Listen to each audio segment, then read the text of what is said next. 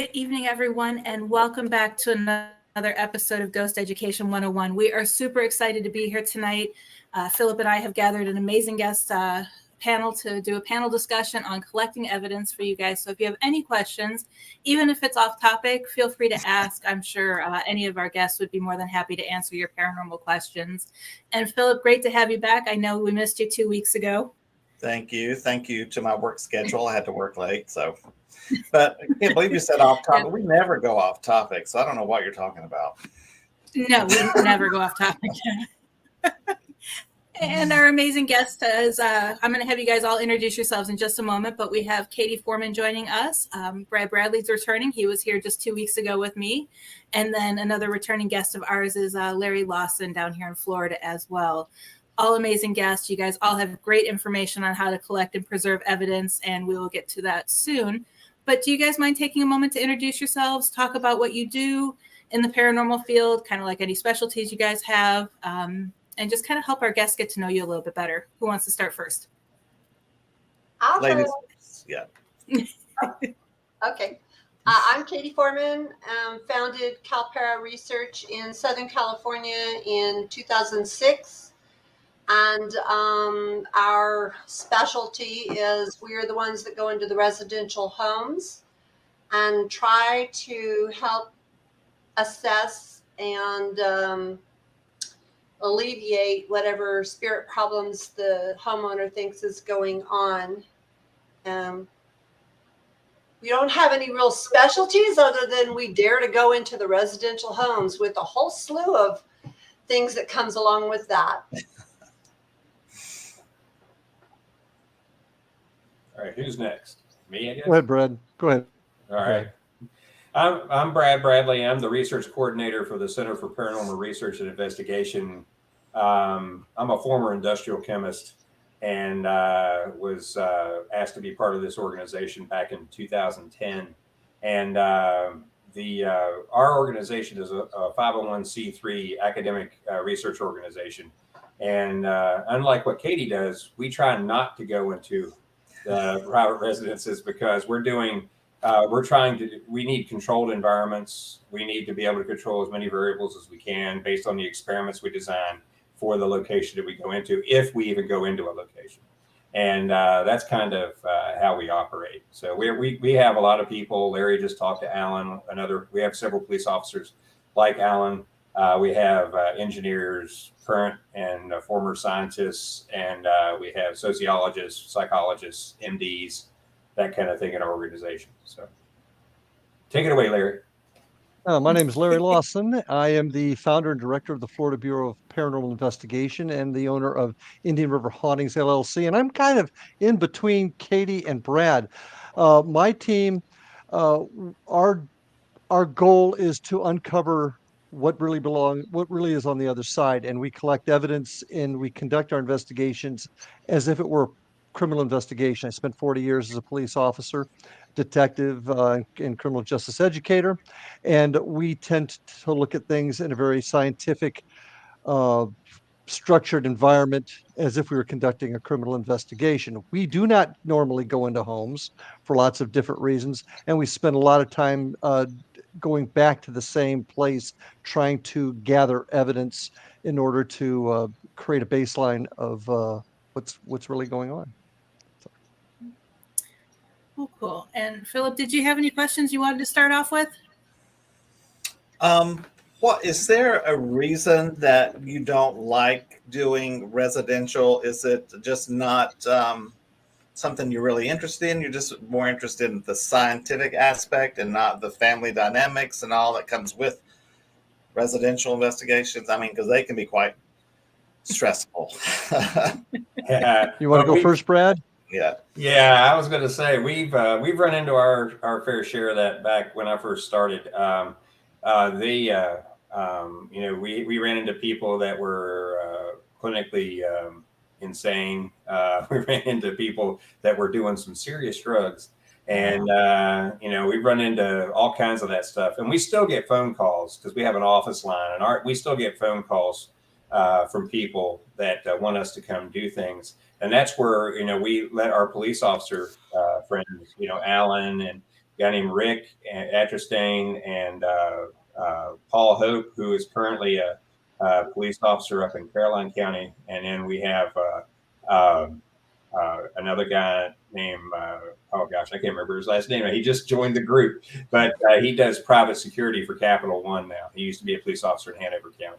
But we let them go and talk to those people and try to get out of them exactly what's going on. They know better how to, interview somebody than I do, being a chemist. I know how to deal with the hard science stuff, and they more easily deal with the softer science stuff, almost like a sociologist. Mm-hmm. So we let them do that. Now, the main reason we don't go to those private residences as often as we used to is because we need to control the environment. We need if you're going to run an experiment, you can't afford to have any unexpected variables pop up, because once you do, you're going to have to revamp your experiment, come back and do it differently in the future. And repeatability, which is something that that you, Larry, you talked to Alan about. The repeatability of the experiment is super important in academia, and if you can't repeat it, then it doesn't mean a whole lot. So you got to be able to go back and keep repeating it. So that's why you need a controlled environment. So that's the main reason why we don't like to go to private residences. Go ahead, Larry. Yeah. Once again, kind of a lot of what Brad said.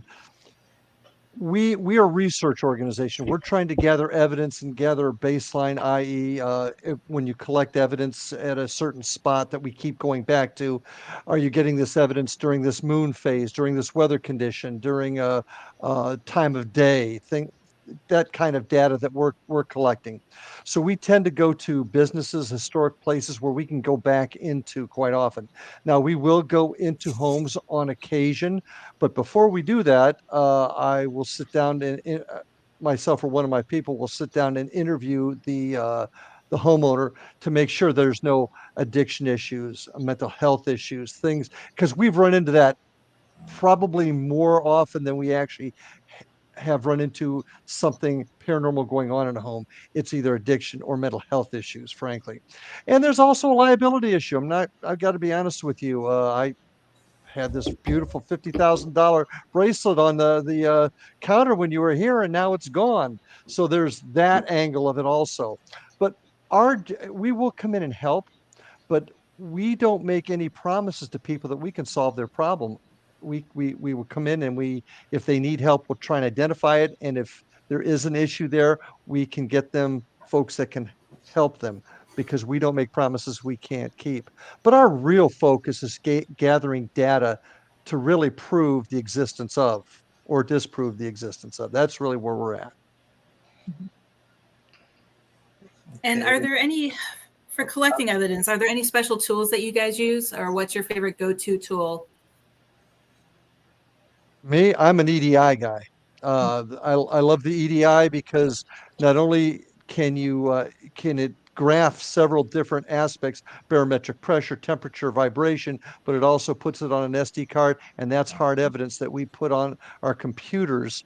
One thing that a lot of organizations don't think about is physical evidence, however. If there's an item that has fallen off a picture fell off a wall, or something was broken during a paranormal event, what do you do with it? Well, one of the things that we will do is take it and we'll collect it and put it into a safe spot. And you were mentioning a chain of custody before, Heather. That's kind of what we do is we whether our evidence is off of a video camera, recorder, or it's something physical, we take it, we lock it up, and we have a spot for it, and then only certain people can even get to it. Sounds like a haunted collection from somebody else. I was just thinking. Well, here's the issue. I don't think we've had actually something physical like that happen more than a couple of times. To be honest, a couple of times is good though in our business. I mean, that's So it's not that's really not the issue. The issue is more along the lines of audio and video evidence that we have, and we videotape everything that we do, so that if we using a piece of equipment and it goes off, then that becomes evidence. It goes into our files, and we keep it. Actually, I keep it in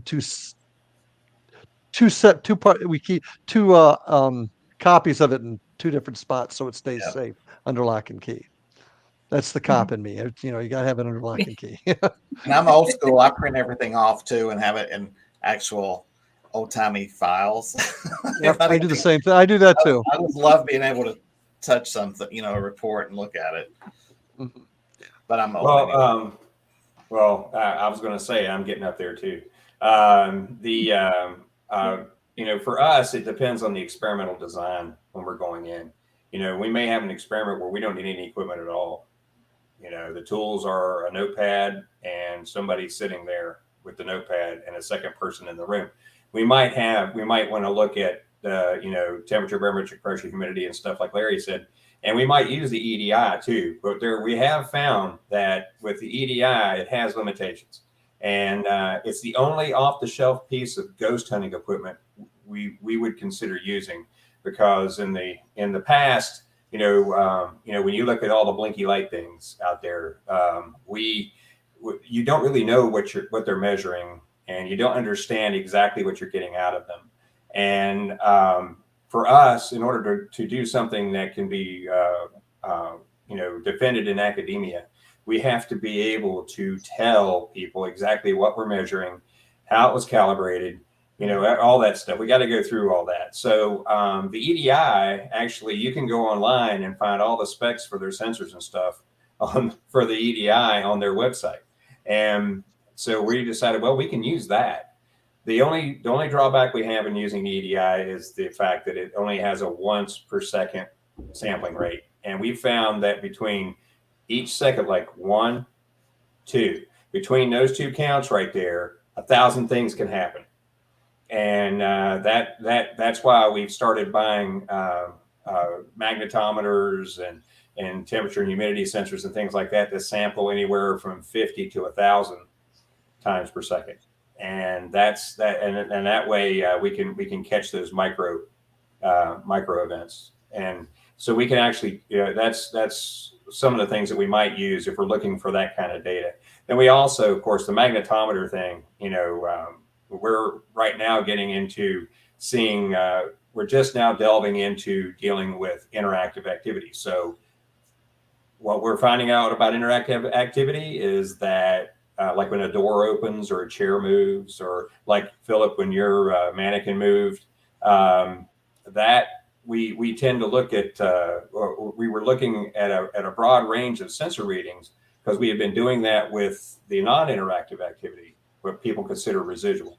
And we were looking at that, and then all of a sudden we started seeing spikes in ionizing radiation, like on a Geiger counter, that can be anywhere from 3 to 100 times background. And that was amazing to us when something like that would happen. So we're delving into that more.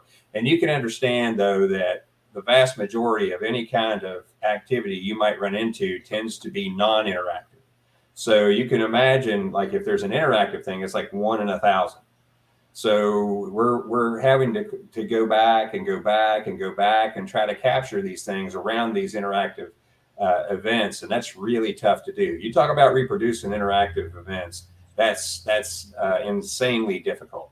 So we're trying to come up with the environmental parameters around them to build a model, and to possibly model the situation and try to see if it's reproducible within the model mathematically. So that's one of the things that we're looking at. If I could interject, some of this things talking about sounds so intimidating, but you know, we check for radiation and ambient radiation in our baseline readings. You can get these radiation detectors and meters on Amazon. I mean, they're not terribly expensive. So those of you who are listening and thinking, "Oh my gosh, a radiation," you can get them. We have them. They're like this big. It even comes with a little card that tells you the safe levels and when you need to run and when you're going to melt. So you can do. Everybody can do this. It's just not, you know, the scientists can. What we do with it, you know, and what we do with it, Philip, though, is we look at the correlations and try to draw.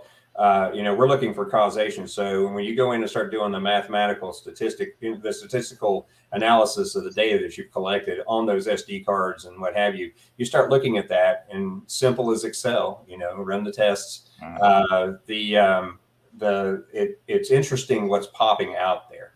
And we're seeing there's a correlation right now where the ionizing radiation will spike within that 1 minute period on the counts per minute. And we've had it jump up to, 250, 300 counts per minute from a baseline of 15, recently. And that's crazy. That's like it should have bleached whatever was in the room, but that spike happened. And at the same time, we had a shift in the geomagnetic field, the Earth's magnetic field at the same time. Now, people are wondering, you might wonder, it's like, well, what does that mean? Well, if you look at what, and I'm going to bring up a TV show, Skinwalker Ranch, let's say, and they see similar things there on the TV show. I can't get a hold of their data to be able to tell if that's just TV show or if that's real data or not. But it's really interesting that they're seeing the same things out there as part of that TV show. And you got to think too, they're also, we were thinking there might be something along the lines of an Einstein-Rosen bridge involved. And that is essentially a wormhole. And because you would see similar things if one of those things would happen. Now, we don't have the money to bring out the gear that they have on that TV show and be able to look at the other aspects of an Einstein-Rosen bridge. But if we could get that money through a grant or what have you, or better yet, I'll just pass the hat. We could be able to delve into that further. But that's the direction we really want to see what's going on. And first off, we want to see why it's the radiation and the magnetic field are changing. And this is the Earth's magnetic field. This isn't electromagnetic field stuff. So we're really looking at that. And as part of that, we have to really dot our I's and cross our T's and stuff like that to make sure that we don't, one of us isn't causing bias in the experiment or what have you. We have to be really careful with that. Are y'all cross-referencing that to like an EVP or an object moving? I mean, yeah. So yep. What is that tends to happen when an object moves or something interactive with you. Like I said, if a chair moves or a door opens or somebody actually reaches out and touches me, which has happened, and or somebody actually says one of our names in the room, or something like that, we consider that interactive. And we're not saying intelligent, we're saying interactive, so that it's interacting with our environment more so than what would be considered residual, which is like playing back a record. The residual stuff, we're almost sure there's a natural cause for that. It's like the data is too reproducible. We have 4 terabytes of just statistical data on this. And that's why we're moving on to the interactive stuff. We want to find out the causation around this residual activity, but we haven't gotten there yet. And then we're sitting down and really, we're going to have to hunker down and stop going to places eventually and just really do some really deep data analysis, bring in a statistician. We used to, we've had data analysts in the organization before. And so that's kind of the direction that we're trying to go right now. Like residual occurrences aren't always consistent. I mean, it maybe happen 3 times and never happen again. That's the hard thing about anything residual EVPs. I mean, well, that's why we collected so much data over time. And we've gone back to this one, to each location that we go to, like Bacon's Castle in Surrey, Virginia, built in 1665. It's got 350 some odd years of haunted history, Mm-hmm. So we go there, and we've been going there since 2012, and we go there sometimes 2-3 times a year, and different times of the year, that kind of thing. And we've collected enough data there to be able to say that when this type of data, when this type of environmental change happens, this is when this happens. Now, we don't know what the causation is, but we can just make a correlation that this environmental data is when this happens, the voice happens, or even an apparition, because we've had apparitions there that we were able to collect data around too. So it's real interesting. It's almost, people call it place memory, stone tape theory, whatever you want to call it. I don't know what the cause is. I don't really adhere to the stone tape theory, but something is recording an event in the environment, and it's able to play back when the environment is just right. I mean, some people theorize it's like the human resonance. It's holding it like a tape recorder, and somehow that you're able to bring it up out of that memory bank somehow. I mean, I've heard that before. Yeah, Brandon Masulo talks about that in Yeah. the Ghost Studies book. He's a really sharp guy. Yeah, so And yeah. Larry, and Kady, I'm totally absconding with the conversation again. You all, We got 2 hours. We're good. Yeah. Before I cut my throat. We got 2 hours to fill up. So I was going to say, I do have a quick. Oh, go ahead. I was going to have a question for Kady when you're done. I was just going to reply to Brad here. I really enjoy listening to what you have to say, so that's great. We're on the other side of the spectrum, and as I listen to you, we've only got 1 or 2, possibly 3. We try to get it in 2 chances to go into a location because we do the residences. mm-hmm. So we can go in the one time for 3 hours. We can go in a second time for another 3 hours, and that's it. We're not there to do the scientific analysis, although there are people that have jobs with that mindset, and I appreciate like you'd be great on the team, because of the mindset, because we need the broad range and everything. Mm-hmm. But when we go in, it's the homeowners are more demanding now. They want a 1 hour fix. It's much different than in 2006. There were 3 TV shows in 2006. There were plumbers, there was a college group, and then there was a British show, and that was it. And people were not influenced by media. They didn't need to be cool with the ghosts like they demand now, that we absolutely find a ghost, even though we find natural causes and stuff. And they want a 1 hour fix, and they want an immediate solution, immediate assessment and everything. And so in doing the residences, you go in with 17 years experience, and they're less appreciative of that now than they were 10 years ago, when there was less in our face, less TV shows and from every angle and stuff. So I'm listening to you, and I'm thinking how you're actually advancing the field, because the field is not as recognized as we need and want it to be and stuff.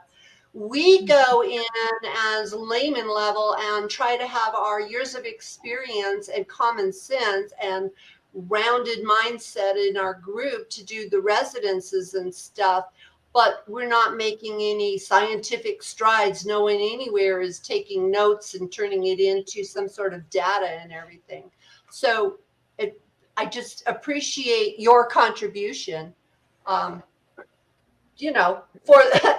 the overall, hopefully, advancement of the field and everything. Because after doing this myself for 25 years and in the team for 17 years, it's the same thing. It's, the voices, the EVPs, the equipment, lighting up the looking for natural causes, the mannequins moving or not, and then trying to assess based upon our common sense and our experience and everything. Go ahead. I'm excited to hear this, because for starters, one of my biggest complaints in the field is that the toys have new lights and buttons on it, but we're essentially doing the same thing that was being done 20 years ago. There hasn't been that type of advancement. I hear what Brad and Alan are doing, and I'm excited. But Kady, there is a way for you to do this. And this is one thing that I have been really pounding on for a long time, and that's structure in our field. In other words, having a way of doing things. You don't have to interview somebody the way I do, but the types of questions need to be asked, or the structure of how you do the investigation similar. If you were doing your investigations in a structure that everybody's agreed on, then your 3 hours and what you got in those 3 hours could be if we all would decide to start sharing with each other, could be sent to Brad and his team. They can analyze what they got. And you know what they might find? When you got that EVP on a full moon, well, by God, they got an EVP on the full moon also. And of course, I'm simplifying it, but I hope you can see where I'm coming from. If we all started conducting investigations in a similar fashion, not exactly, but we came up with a structure we agreed with, what you got in those simple 3 hours, you could send to Brad, and Brad could put it into the system and say, we got the same thing 8 other times in 8 other investigations. The temperature was this, the moon phase was this, the electromagnetic field in the atmosphere was, or in the universe space was this. You understand where I'm going from? That's how we can collect this evidence, and we can start coming up with answers. Otherwise, all we're ever going to do is hear the knocks at night, the occasional EVP, and we're not going to get anywhere. Am I making sense? You're here. There's a need for both. There are clients who are afraid. There's something going on in their homes and they are frightened.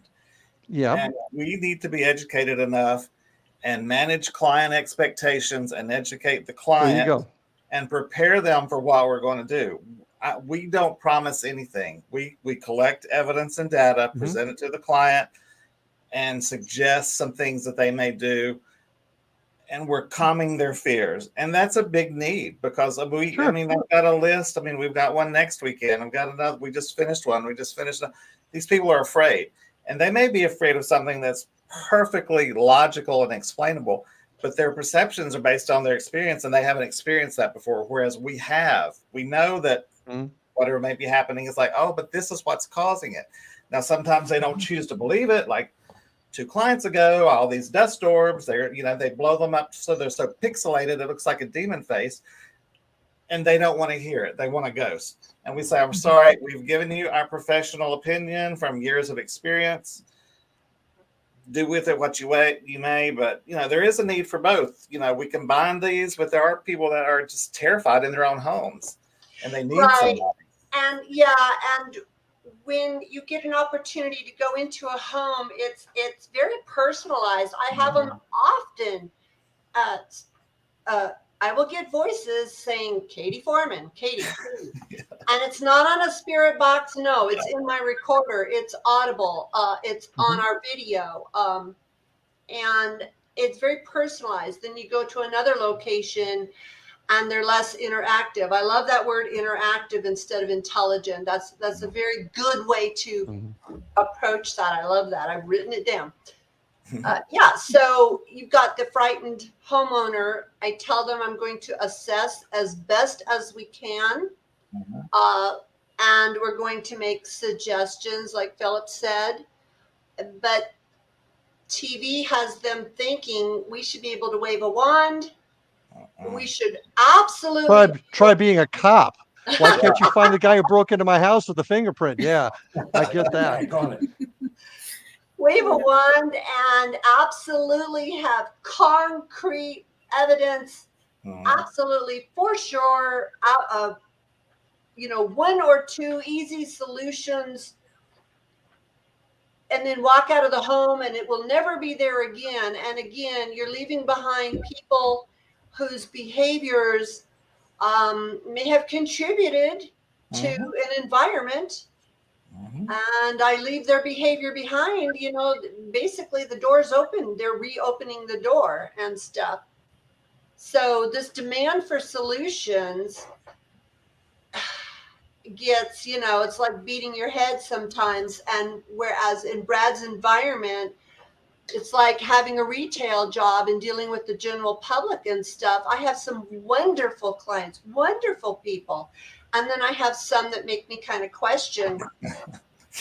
People, you're never going to get away from that. If you were to walk in, if Philip's got a case, you walk in and you talk to folks, that alleviates a lot of problems. As a cop, our most important tool is our ability to communicate, talk, give them information, let them know what's going on, and then combine all of these things. I think, Philip, you hit it right on the head. Combine all these things, and we're never going to make everybody happy, folks. If we think we are, we're kidding ourselves. But if we talk to folks but then we all get together and collectively try to solve this puzzle, you're going to A, solve their problems, B, solve that bigger problem of what really is it on the other side. Mhm. Yeah, Larry, you hit the nail on the head when you talked about how, we need to be doing everything the same way, because if we could all do it, because even in a home visit, Mhm. you can actually, the data collection protocols Absolutely. are the same. It doesn't matter whether you're if you're collecting temperature, there's a way to go about it. If you're collecting audio, there's a way to go about it. These protocols exist in academia already. They exist in the video world. I'm also a video conference engineer, certified video conference engineer, and all those things exist. All those protocols do. So if we all follow the same protocols, we can compare the data. It's like comparing apples to apples. Exactly. Right now, the way it is, it's comparing apples to oranges, and a lot of times we can't compare at all because most people are afraid to give you their data. They're afraid to be ridiculed. They're afraid. Peer review is non-existent in this field, Amen. except for certain areas. Let me put it that way. So the way I describe it, if I'm investigating a homicide here in Vero Beach, and they're investigating a homicide in Seattle, Washington, some of the laws will be different. Maybe some of the local protocols might be, but essentially we're going to investigate that homicide the same way. And that's how nowadays we're catching serial killers that are committing crimes halfway across the country, because we're doing things the same way and we're sharing information. It's That sharing really, information, that's a big it's deal. huge. Huge It's deal. huge. But let's face it, the average paranormal investigator doesn't want to work that hard, and that's where our problem lies. I mean, that instant gratification. That instant gratification that you were talking about, Kady. You were talking about it. You hit the nail on the head. We've developed a culture of instant gratification, and it's given us the world of the experiencer, the world of the people that just want to have the experience. They don't really care about what we care about. They want to just have the experience. So will they do that, collect the data like that? Probably not. But there are some groups out there that would. Out of 5,000, there might be 50 that would, and then actually collect the data. Now, sharing it's a whole other animal, because you have some groups that'll collect the data and then they just want to get on TV or YouTube or whatever, and that's why they have it, and they're not going to show you. Perfect example is that TV show that I just mentioned earlier. They put their data all behind a paywall. You have to pay to be on their website as a member of their website just to view the videos and stuff. It's insane. And then I used to have a lot of respect for that show, but when they did that, I was like, oh, come on now. Now you're just a money grabber. So, but there are other groups out there though that might share data, or we're sharing data with a couple of groups out here. Not a lot, because they're afraid, this now comes the fear of rejection, the fear of ridicule. They're afraid that somebody's going to look at their data and find out they did something wrong. Well, that's why you peer review it. If you did it wrong, you need to know that so you don't go back and do it wrong again. Well, first thing before the right or wrong's got to come after we come up with an agreed upon procedure and protocol.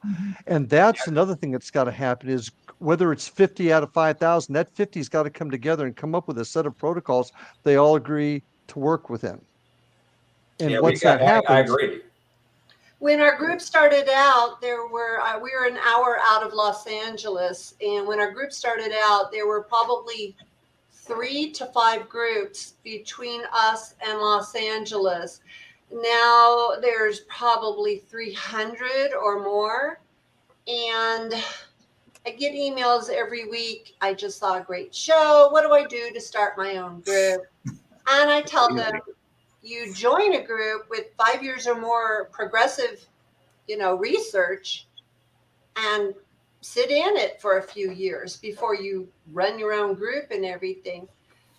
But when we go into homes now, we're often more told now than 17 years ago. Well, I just had group XYZ here, and they said, if I jump up and down and eat jelly beans, it'll be gone in 2 hours or whatever, and so there's a group of interested people wonderful, and they want to be helpful, and they want to, there's a side of ghost hunting, and there's a side of paranormal research. One has more of a thrill seeker edge to it, but there are people that want to come into the field and be helpful and learn and everything, and that's awesome. But there are so many groups out there now, they cannot be sure who they're dealing with and who they're learning from.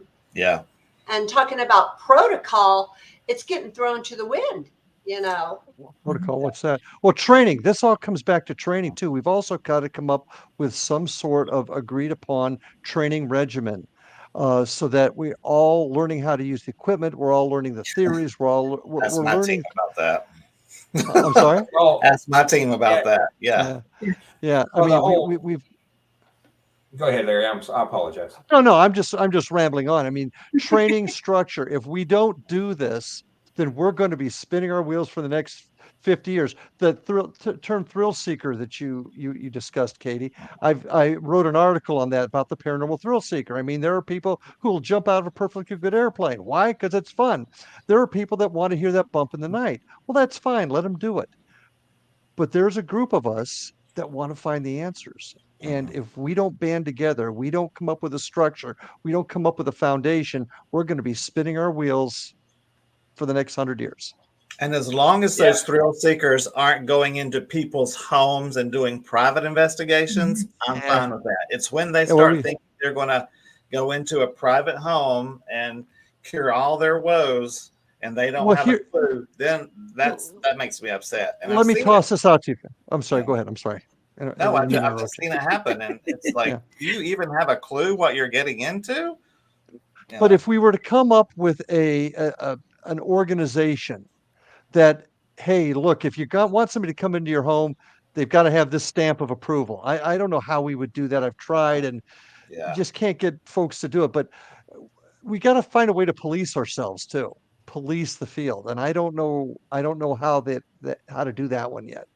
But that's the only. Well, I agree. The whole integrity thing is lacking in a lot of stuff out there. That they don't care what they do. They don't care if they harm. There's with the medical field, you get the Hippocratic oath that do no harm kind of thing. So it's like, maybe we should have something like that. Just like when you were talking to my compatriot Alan, there was that case where a group had come in and told a fellow that had obvious mental issues that he had a demon in his house, and we came in. We were brought in after that, and thank you. Sorry, I had to get something to drink. But we were brought in after that to basically as a second opinion, because the guy was wanting to kill himself, and we found we talked the whole family off the ledge. Alan did a good job with that, and I went through and found out exactly what was going on, and physically in the house, and so that particular group had no integrity. They just wanted the thrill. They wanted to be able to go somewhere and do something. They probably, because there's so many groups out there, it is no longer a target-rich environment. It is now, there are now not enough places for people to go to be able to do this kind of thing. So as soon as they find one, they're like, "Oh, I'm going to jump on it." And it's like, well, wait a minute, you haven't done your due diligence. You haven't gone through and found out what's going on. You haven't done the interview. You just show up and you tell somebody he's got a demon in his house. You don't even know what's wrong with the guy. So that kind of thing is the lack of integrity is really troublesome to me. And that also plays into the problem you were talking about, Larry, where you can't get people together to come up with an organization to police ourselves. If we're not careful, we're going to get policed by the government. Oh, and there's litigation already. If we start making money, then they'll jump in. The problem is there's already litigation Kady. out there. Or we're going to get laughed away, because there's a need for structure. There's a need for a seal of approval. All these are excellent ideas. If they're not happening, you look forward in 10 years from now, it's going to ride a crest of attention, and then the next big thing will come in, and this will subside let's hope, because the increase, you're going to hear me put these TV shows down a lot. The increase in the paranormal TV shows causes an increase in interest. Philip, you're talking about, you hope that just Joe Blow isn't just going and offering to go in the home. I hate to tell you, I belong to a few of these Facebook paranormal groups that are interesting for the curious to join. And the minute a lady says, oh, I thought I'd come in here and say, can anybody help me? Something's going on in my house. Well, 2,000 members. I will. I'll DM you right now. Give me your phone number. We'll come over. And it's kind of like, oh, wow, I saw a really great brain surgery on TV last night. Looked fascinating. Oh, hey, this person just offered for me to come and try it out. Well, I stayed in the Holiday Express last night. And you also need to watch out for your own team members, because when you guys were talking about other groups going in and saying there's a demon here, the last two this is why I created my own team with my husband and my son, because I know they're trained right. And I know you guys train your teams well, because I've seen how you all do that. But the last two groups I was a part of, we would do residential investigations or talk to clients. And one team, the team that went in before us, or the group from our team that went in before us, they told the client that there was a demon. And then we went and did a follow-up investigation. And that's all the person could talk about the whole time we were there. And then the other group I was a part of, we didn't even get to the investigation part. It was just a matter of talking to the person via video chat. And one member on the team during the video chat chimed in, I sense there's a demon standing right behind you. And it's like, oh my God. Well, besides demons, it's the other word of the month or year is attachment. You've got an attachment. Yes. If I've heard that once, I've heard it 10 million times. That's the in thing right now. Yeah. Everybody wants to convince me when I leave the house, it goes in my truck. Yes. And then it was over at the grocery store with me, and I'm like, okay. No, that's my other personality. We're fine. Shut up. Yeah. Well, the people, we're not going to be able to probably stop, those particular people. The thing that we need to do, though, is if we like what we've done over the past, which has allowed us to be used by state government and in a private foundation for various, to allow us to go into their sites to do the work that we do. We've garnered the respect to be able to do that. But in order to do that, you got to keep doing what you do over and over and over again and not deviate. Don't go off the reservation and say there's a demon over here or whatever, when you cannot say that for sure. And you don't have any kind of information to say that. You can't even say that's like your dead Uncle Fred over there. You can't even say that because we don't know. That's right. You have no idea. I mean, even if you're communicating with something, and that's a huge if you're communicating with something that you don't know who or what that is. They might say they're your dead Uncle Fred, but it could be some goofy guy down the road here who passed away in a drunken stupor down there on the steps, who you never know. So you can't really say that that there's an actual ghost of somebody sitting in a room. You can't say stuff like that, and that's just one of the protocols. That's a protocol right there, Larry. You can't say unless you have data that can positively say something for sure. All you can say is that there's an anomaly here, and that is it. That's all you can really say now. I mean, because would you guys agree the other side does lie to us on occasion?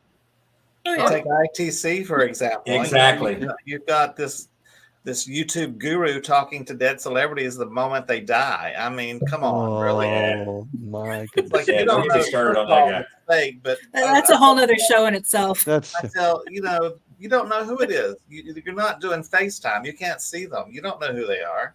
I mean, people catfish on dating sites. Spirits catfish in the ITC world. It's all the same. Yeah. Can I pose a question to everybody? Mm-hmm. Okay.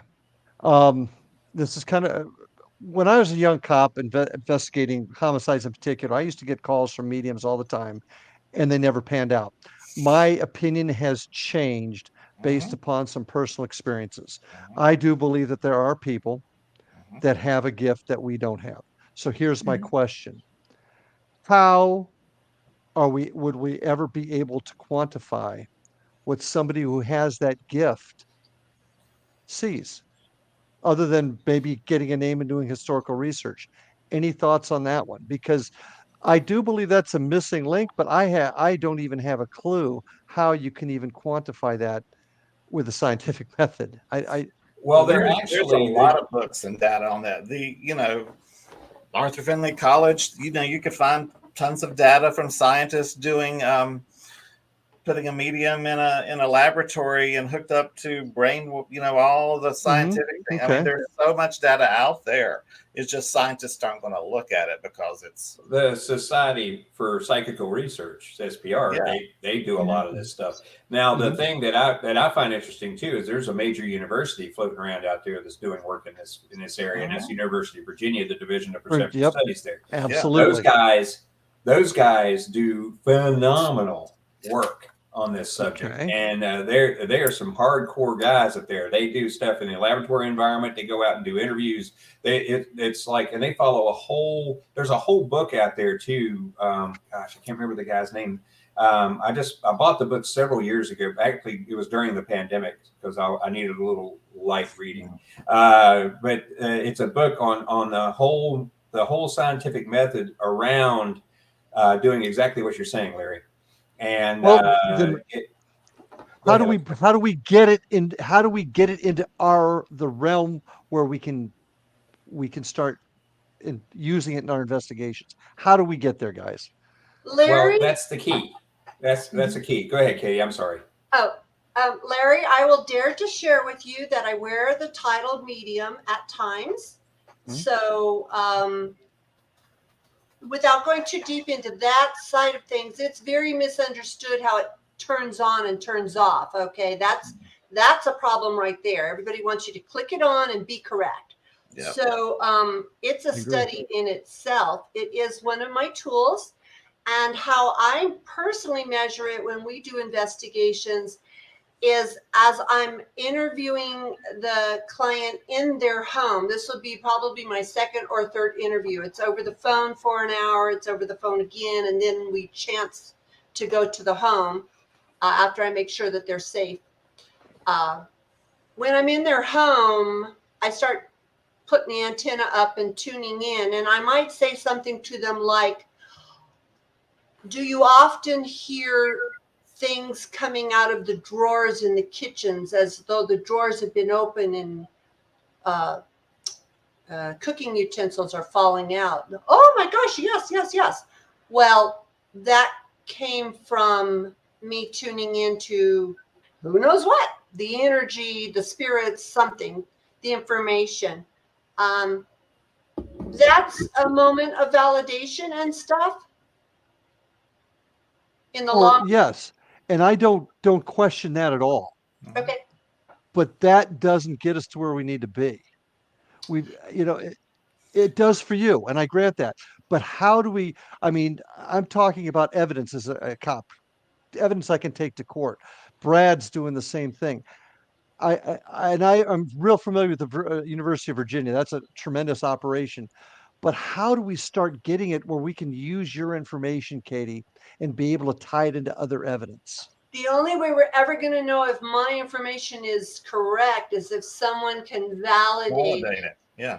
If I'm yeah. standing there and I'm saying, there's a woman here from the year 1582, who can validate that?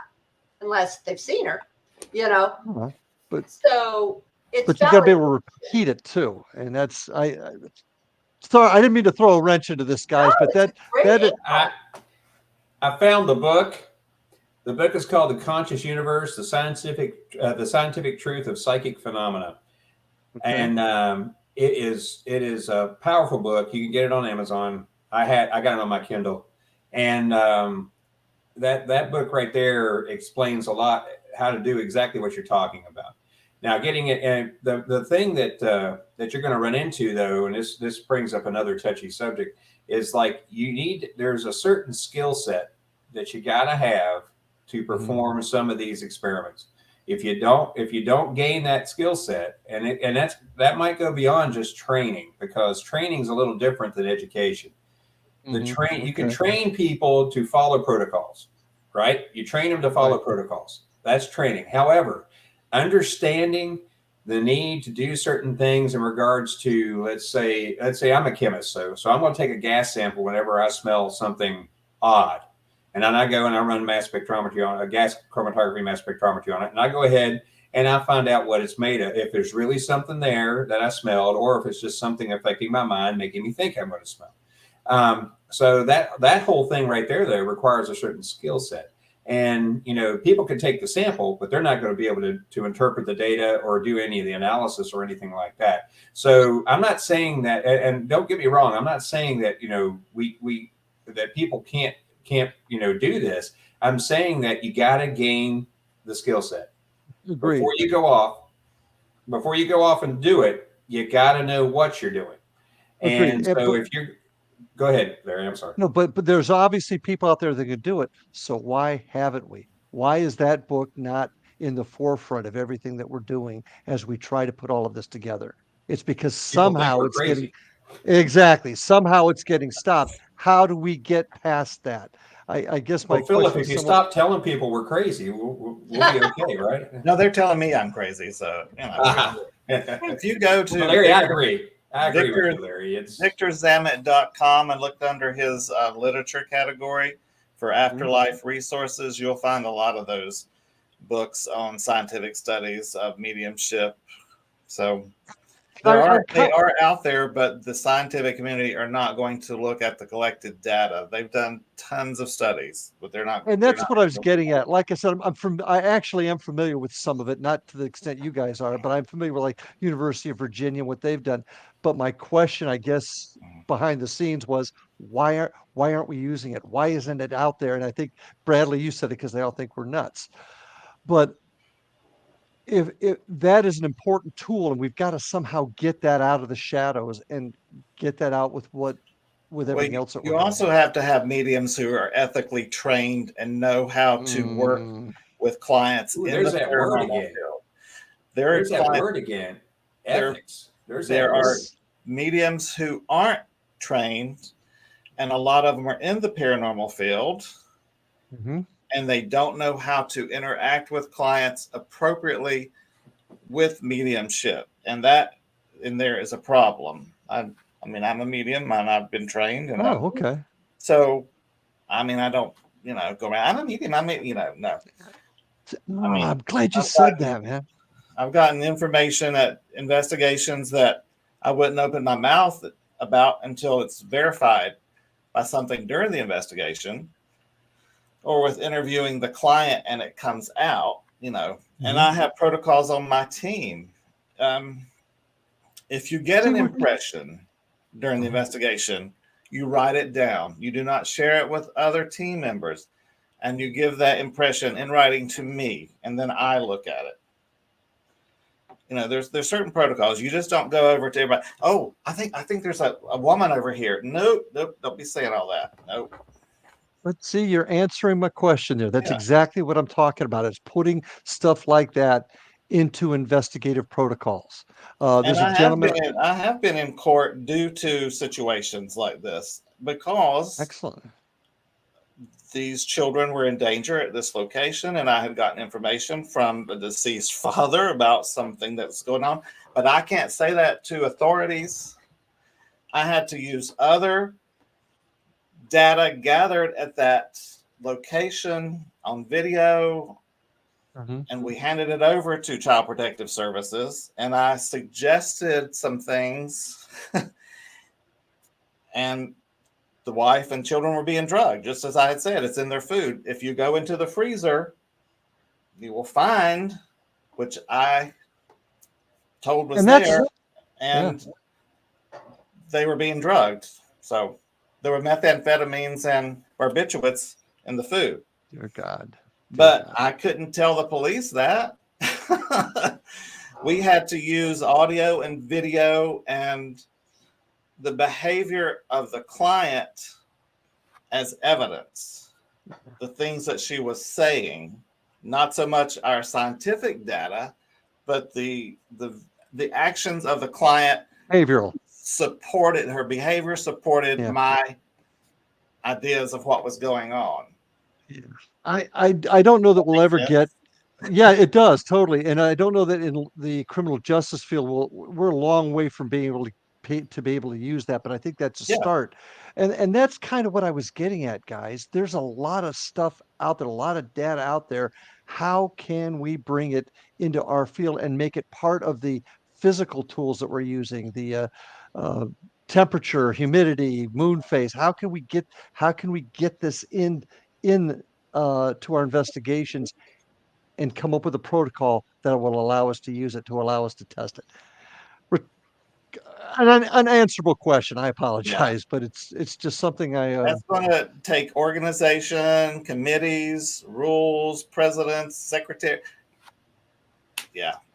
Be getting an accredited, there's that word I love. Yeah. So, who's going to take that responsibility on? Then you've got dues, then you've got politics, and you've got greed.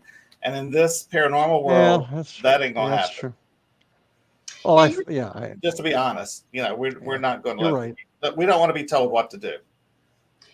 Larry, Larry, we should lead by example, though. You do it, we do it, Kady does it. Yeah. Philip might do it. I'm joking, Philip. No, but we also need to encourage those who aren't doing it to be better, to want to be better, instead of intimidate and put them down. Because sometimes they just don't know.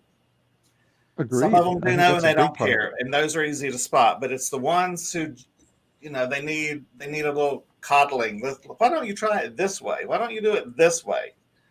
We need a little bit more of that too in this community, instead of constantly just pushing and putting down. In my opinion. You're right. You're 100% right. Larry, you were talking earlier about, and Brad, about integrity in the field and everything. And then you guys kind of tipped into the other word, liability, talking about when a group comes into a location and then you and your team come in secondary. There is a liability to the client, but there's also a liability from the previous group to you, to those that are coming in after them. That doesn't get talked about a lot, because I wouldn't want to create a dangerous environment for any other group. And I always tell the client, have as many groups in as you want. It's your home. If you don't like what we assess here, I'm not going to tell you to stop and everything, but I do try to inform them. I feel the more they're informed, the better decision they're going to make. But we've gone in behind other groups before that have created a more dangerous environment in some form or fashion. Something was a little irresponsible in their approach or whatever, or in what they shared with the client, like, you've got a demon here and we're out. There are groups out there that for some reason will go in a home. Yes, you have ghosts here. Goodbye. Thank you. That was a thrill. And they're gone without educating the client, offering to assist the client in some form or fashion and stuff. So when you're talking about integrity, I always attach the word liability onto that also. Kady, Kady, liability is a big reason why we don't go into private homes anymore. We carry a $2 million liability policy for our organization. So when we do, but we're a research organization.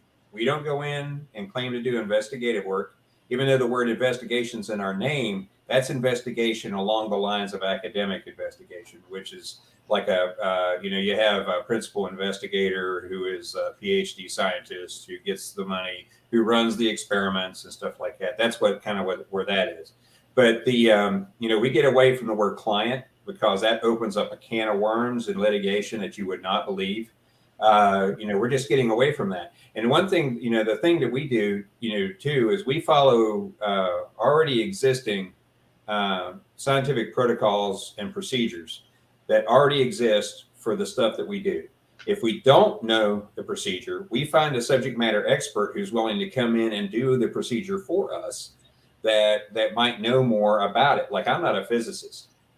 You know, there's no way I could run a particle accelerator. I have no idea what to do there. But, you know, we might find somebody who does. And we'll bring them in and let them do that. And that's kind of, you know, basically we use the people that know what we're trying to do with the experiment. The other thing, though, that, you know, in regards to liability, we follow the human, you know, there's protocols out there for human experimentation. It's already out there. And we follow those guidelines as well, because we have medical professionals in our organization that know those. Plus, my wife knows those, and she teaches me about them all the time. But those protocols are there for a reason. And the people that go into these organizations that go into these homes and claim to be, you know, to be able to help these people, and they don't do diddly squat, or they make things worse or whatever, they just violated every one of those protocols for human experimentation. They're using those people as experiments. They're using those people in their experiments, and you can't do that without following certain protocols. And so that's kind of, you know, we're following, since, you know, we're trying to be accepted by academia, and which we are gradually getting there finally. But you got to follow those protocols, same protocols that academia follows. If you don't follow them, they're not going to have anything to do with you, and you're going to be fringe science. Just like in police work, Larry, if you go out there and you kind of half do murder investigation like you talked about, you're going to be laughed out of the room. You know, I mean, just, you know, I just watched the CSI with my daughter a little while back. I hate that show. No, but she's been watching it from the get-go. She started from the very beginning and is binge watching all of it. But in watching it, though, you had one Emmy, you know, doing exactly what he was supposed to do. Then you had the other Emmy who only half did what he did 20 years ago, and they were trying to figure out what was, you know, and you couldn't compare anything. And they were laughing the other guy out of the room, and all of his stuff was thrown out. And as a matter of fact, he went to prison. So, you know, that you can't afford to go there. And, you know, that brings in the fraud, the negligence, all that stuff. You know, it all comes in there. If you're not careful and you're in somebody's home, you could get sued and lose everything you have, your reputation, your job, everything, all because of one misspoken word. So that's why we don't do that. True. But academia is going to go, okay, this data, what are we looking at it for? Are we looking at it to prove that there's a huge radiation spike when a ghost appears? Well, what is a ghost? I mean, you know, they're going to say... That's not what we're doing. Yeah, that's what people think of. You know, it's like, well, that's actually, you know, you have to come up, when you design your experiment, you have a hypothesis. Yeah. And your hypothesis is what you're trying to prove or disprove. And when you run your experiment, you do that in any laboratory, anywhere. And my hypothesis is that when this kind of environmental thing happened, we might hear a sound that's anomalous. We don't call it a voice. Never call it a voice, because we don't know if it's a voice or not. And we don't even try to say what it says.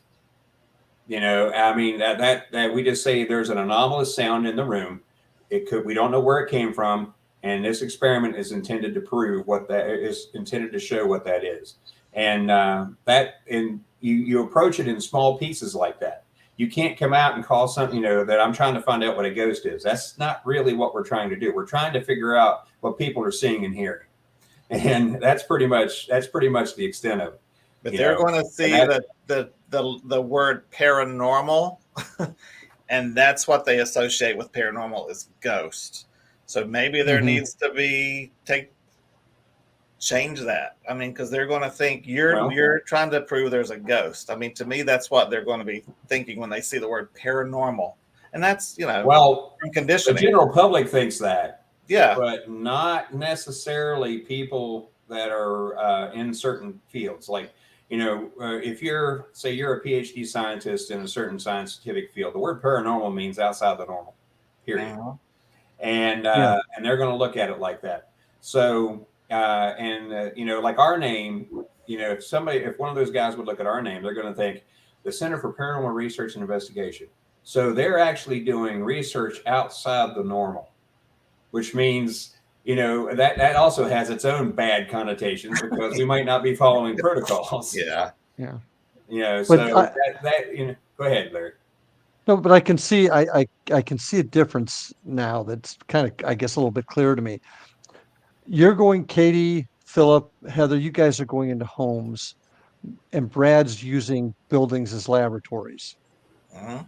So that, I guess what we got to do is find out how to bridge that, because what you guys are doing really is different I mean, in we some have certain ways. protocols, like Oh yeah, yeah, no pets allowed. You must, right. the clients have to leave for the first half of the investigation so we can control the environment, control Yeah. as much as we can. Then we have them come back for the second half and repeat all the experiments that we did to see. We have certain things we do, but it nowhere near like what Brad. We don't. Right. But Well, we do have certain Larry, procedures. Yeah. Larry, to basically to expound on what you just said, the idea in any academic laboratory right now is you're trying to find something that can better mankind.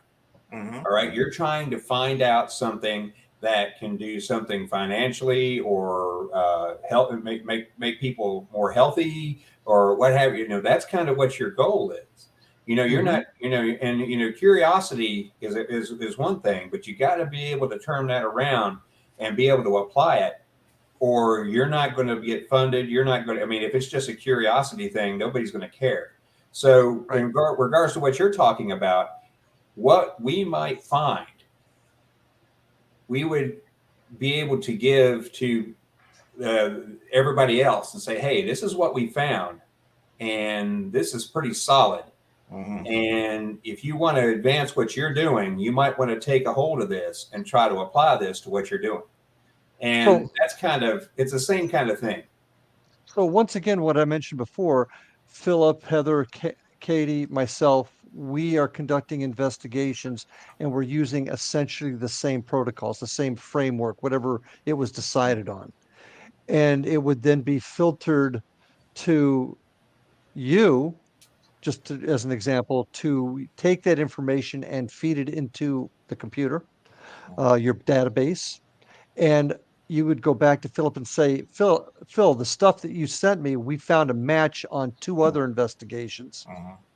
Okay. I think you just touched on a way to monetize this, but anyway, I'm not going to go there. Well, I'm not even thinking about money. I'm Sure. thinking about sharing data, because if Philip gets information that you can put together on 3 other places that have put into your database, wow, isn't that huge? Mm-hmm. Oh yeah, I agree. The thing that that you're talking about is essentially peer review in the academic sense. What people do is they write up. In the academia, you would write up what you've done. Mm-hmm. You hand it off to people that are subject matter experts, not necessarily in the paranormal field, but in the experiments that you ran. Like if I want to collect environmental data, I might want to give it to an environmental scientist or an electrical engineer, or regarding the sensors or something like that, and let them look at what I did as a peer review. I might, that you let those guys look at it as part of the peer review, and then you might want to let somebody further up in academia look at it as a final peer review before you could go out and actually say this is rock solid. And Okay. Go ahead. Oh, no, I didn't mean to interrupt you. I was just going to say, Larry has mentioned a few times, like getting voices, sorry for the word, at 4 different locations. And if you were to actually receive it from 4 separate places, that you could analyze that this happened. That sounds very earthly to me. That sounds a very natural causes, some sort of energy shift dealing with who knows what, the granite in the ground or something. But if I were to get some sounds on recordings and send those to you, and you cannot link them to any other date, time, exact place similarity, what could you do with that information? I mean, it would just be sort of a one note deal for you, like at this place, at this time, these sounds were captured. Okay, noted. Well, if we would need a lot of correlating data to go along with it, but you know, essentially, I know what Larry's talking about. The idea is if like, you know, Philip, if you were to go to a site, or Kady, you know, you go to a site and you want to put, you know, you want to collect like environmental data. So you want to throw that EDI out there and collect data over time while you're collecting, you know, your audio data. And then while you're getting your audio data, when you have odd things happen on your audio, you get audio anomalies, then, you know, if you sent that to us along with the correlated, you know, with the data you took for that EDI, along with that, we might be able to put that together along with the same kind of data that we've collected in multiple sites around the country. And if we can find, because we go all over the place, and if we could find a match, let's say several matches like that, that would be huge. That's like the holy grail. You know, you can find that kind of reproducible data in different locations. Man, that would just absolutely rock. And I would be forever in Larry's debt for bringing this up. But it's. Wait a minute, let me record that. Yeah. This is like the fishing report. Okay, the moon is here, the sun is here, blah blah. The fish are probably going to bite at 12:30 a.m. That's kind of what put that any better. Is. You know, I couldn't have put that any better, Philip. Yeah. You know, there's other things too. I wish people would take more. You know, I don't know if you do this, Brad, and decide how close are train tracks to the location that you're investigating. Are you finding you're having any anomalies while the train's running? Because we're finding that a lot. You know, how close are running bodies of water, streams, rivers? How close are the, you know, put all that with moon phase, solar phase, you know, and then you can have a prediction. Like if we have all these elements at this next location, there's a good chance we're going to get some activity. You know, kind of look at it that way, like going fishing. Oh yeah, we've been looking at the magnetometer data from the GOES satellite, which I think Alan mentioned to you, Larry. And I stumbled on that correlation a long time ago, and just stumbled on it looking for something else. And you know, and we could almost, if we really thought about it, we're kind of leery about doing this, about predicting that we're going to get activity based on what we see in that magnetometer. But, you know, at this, because if we go and try to predict it, then we might bias our experiment. We cannot afford to bias the experiment. So we look at it after the fact. You know, we don't try to use it as a predictive tool, because you start getting into using something as a predictive tool, then you could easily bias your experiment towards what you think should happen instead of just following the data and the evidence. Always follow the data and the evidence. And for Larry's benefit, I'm gonna quote Gil Grissom on that from CSI. Follow the evidence, follow the data. I agree with. Reproducing the phenomena. You must be able to reproduce what happened. You know, if you got all the elements together, let's see if it reproduces itself. You know, I mean, there's a lot of data, but Larry's talking about, you know, you know, if you did it and Heather did it and Kady did it and Larry did it and I did it, and then we're able to match it all together, then there's the correlation right there. And we would like more people to do stuff like that. You know, our data is an open book. I mean, if somebody wants to look at it over a period of time, okay. You know, we've given that access to several people out there. And, you know, I got to say that if more people would do that kind of thing, you might find that there's more correlative type experiences than you could shake a stick at. I mean, there's probably a ton of them out there, and we're just missing them because we're all doing it in silos. Yeah. We're doing it in silos. And because we're doing it in silos, you know, we're going to miss stuff. Like I might miss what Kady found. I might miss what Philip found. Larry might miss what I found or Heather found. The sharing of data is so important. There's a whole set of protocols on that very thing in academia called open data. And that's where, and Heather, you're probably familiar with that, where, you should have access to everything. Now, as well as I do, that there's paywalls out there for certain papers. But the data itself, a lot of people just share data all over the place unless they're writing up a paper for a grant, and you don't get to see the data until after they get the grant. But the data still exists. And the open data set of protocols is super important, and we need to be approaching that. We should be approaching that. Like, probably out of the 5 of us, we could share our data, no problem. We'd be willing to do that in a heartbeat. But then you might find 100 other groups that, like I said, fear of rejection, fear of ridicule, fear of whatever. They just won't, or they're jealous. There's that too. Yeah, there's a high competitive level out there, especially when groups are starting out to make it in the field. They won't tell you where they've been. It's either overshare, which, one of our protocols is confidentiality. That seems to be like a secondary thought to a lot of the newer groups. Oh, yeah. Because they would prefer to have a YouTube channel where they're posting anything and everything, saturating those that have a beginning interest and saying, look at all the orbs that we got Saturday night. Orbs. Yeah, right. Orbs. Let's talk about orbs. No, it's not. That's Gee, I not. bet you never talked about that on this show. But anyway, you've got, and like I say, there are people that come into this field that have the right mindset and the right understanding and craving for knowledge. We all came into this field for our own personal reasons. What is life after death and what the heck's going on, and how can I personally study that and research that and everything. And so you've got sharing of information.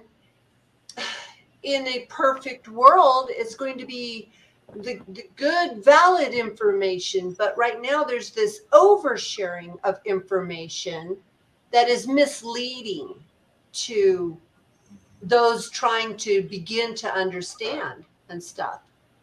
It's misinterpreted too. I mean, they're going to, like the whole word thing. Of course, everybody says, well, that's, again, there's the ghost of identical Fred dancing across there, but it's a dust orb or a bug or what have you, and we get all kinds of emails about that. We probably have 1,000 emails since January 1 about that very subject. And they send us pictures, they send us video. There was a group down in Florida, Larry and Heather, that had a guy down in Florida emailed us stuff claiming that this spider web was at his house, and his Ring camera kept picking it up, and it's like, it keeps setting off my Ring camera. And he said that to us probably 1,000 times. And we're like, oh my God, dude, we told you what it is, and what do you do about those kind of guys? But the misinterpretation is big, because everybody wants the experience that they see on TV. So their mind is going to generate that experience, whether it's an accurate interpretation or not. Just like using an SLS camera. Those lasers, don't get me started about that, Philip, but those lasers will try to form the whole program around an SLS camera. It tries to form a human figure. It tries to manifest a human figure out of what it can find. And if it can find 3 dots on a wall, it's going to turn that into a human figure. But that right there is heavily misinterpreted in the media. It would take a lot of research just on that camera in order for somebody to be able to come out and say that might be something you could use, and that's really picking up an entity of some type. But the misinterpretation's huge. A lot of people, they see it on TV, they want to experience the same thing, so they go out and their mind creates what they want. And if you refute that with data and evidence, they definitely don't like you.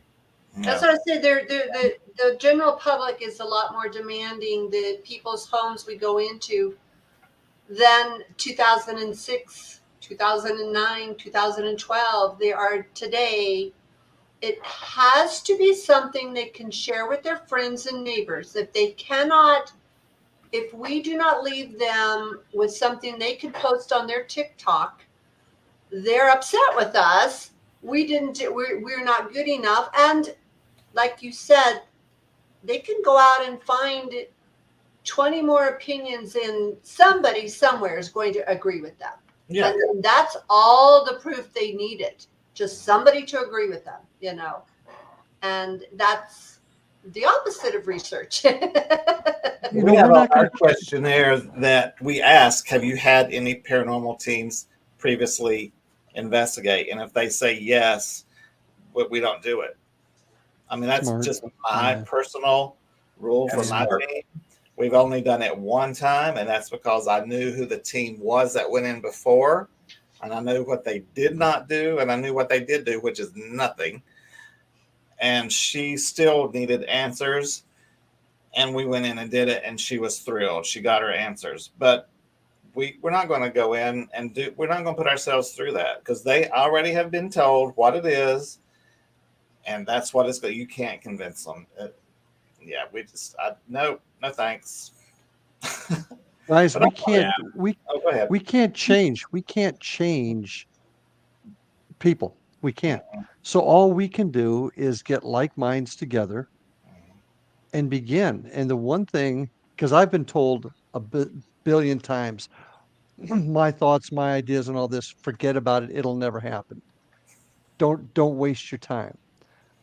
I just don't want to say no. I don't want to say to turn my back on it. I think this is the only way to do it, and that's collectively putting our heads together and coming up with the answers. My question is, Brad, all right, let me see if I can put this the way it's in my head. All right, how does the human energy factor play a part in your data collecting with your equipment? Now, we know that we can affect random number generators. I mean, it's been shown that we can make those act differently. When I'm frustrated and my computer is driving me insane, I leave the room and I come back later, because I think my energy is making my computer problems worse. The people here in this room have an energy. Your team has an energy. When someone different walks into the room, the energy changes, and it's just, we're all, bioenergetic beings. Does any of that ever affect the way things record or the way your equipment reacts? I mean, I'm just curious. Well, first off, I can't say, Philip, because we don't really look at that. The one thing that we have noticed is, you're talking about psi, essentially, and we're not equipped to go to look at various psi kind of things. We're looking at we're very specific in our experimentation. We can't, of course, you can't go in and look at everything, because if you shotgun it, you're going to do yourself a disservice, and you're going to lose a lot of stuff, and it'll be diluted. Let me put it that way. But we have noticed that, we tend to do a lot of passive data collection. We stay out of the building. Yeah, exactly. We're running all these sensors. In the building, and then we stay out of it, and we get a lot of stuff that way. But we have noticed that when we do an excursion into the building to check on a piece of equipment or something like that, as we're talking among ourselves, lo and behold, we get audible anomalies. Yeah, a lot, and which is twice as 5 times as much as what we get just recording passively, and that's when we entered the building. So that we changed the environment. We do know that if you walk into the building, you change the environment. And we've also found out too, we gotten the exact opposite. We're getting Casper dancing across the screen. Then all of a sudden we walk into the room and everything goes silent. Yeah. Silent, completely silent. And so we have seen anecdotally that if you walk into the experimental environment, you might change it. It's just like, there's I can't remember the theory, but I mean, once an experiment's observed, the experiment changes. That kind of thing seems to, we see it played out time and again. So we do, when we collect our data, we do basically kind of tag it as we've entered the space, we are not in the space kind of thing. Yeah. And that way we can differentiate between the two. That's good. The thing that, we try to do it passively because that meets the experimental requirements, what we're looking for at the time. If we wanted to do something that's more interactive, we're getting ready to do an entire study just on audio anomalies based on exactly what I just talked about, where we're in the room, when we're not in the room, when we're quiet, when we're talking, if we're talking in a vernacular from a certain time period. We're actually getting ready to do that. We're actually collecting the equipment as we speak. So and the experiment's been written up, and we're ready to roll with it. We just have to actually pull the trigger. So once we do that, then that's going to be very, very, very interesting. And but that's an entirely different experimental set there. Have you thought about tracking your members' emotions before? How was their day? Are they upset? Are they going into the investigation worried about something else? Are they frustrated? Are they angry? Are they happy? We haven't done that because, like I said, the experiment's very specific. If we do that, we just added another set of variables to the experiment. But that is a good idea, though. Well, it all depends. I mean, again, we got to go back to the experimental design. If you design your experiment to do this, then that's what you have to do. If your experiment is to look at the emotions of folks, like you're talking about, and you add that, you have an experiment surrounding that, then that's what you do. But right now, we haven't done those experiments. And that's, and me being a chemist instead of a psychologist or a sociologist, that's outside of my realm of expertise. But, that we could design a set of experiments around doing that very thing. So we just haven't done that yet. We have so much stuff that we're trying to look at. And when you start looking at it, like your experiment is very specific. And as the experiment grows, as you do the experiment, you find out, oh, wait a minute, we're getting stuff we didn't realize. So then you have to do the experiment again a little differently to accommodate what you just found out. And it's an evergreen process. So we could end up running an experiment doing exactly what you're talking about. We just haven't yet because just being able to do what we're doing with the limited resources that we have is challenging already. It's all challenging. Philip, we've done homes where the living agent emotional state definitely set off pieces of our equipment. We had them leave the room, come back, go close, go far, everything we could, because we noticed at a couple times and you're talking about having your I don't want to say the word client anymore, the residents leave during the first half of the investigation. That's an awesome way to measure living energy that comes back and starts influencing and changing the environment. We have several residents that have tipped the scales and we start to think, I don't think we have spirits here at all. I think we have really emotional people bolting energy out, or something. Well, poltergeists, it's not spirit, it's, psychokinesis. Exactly. And if they're not in the home, it's not going to happen. That's a theory, Philip, and that's something that needs to be experimented on too.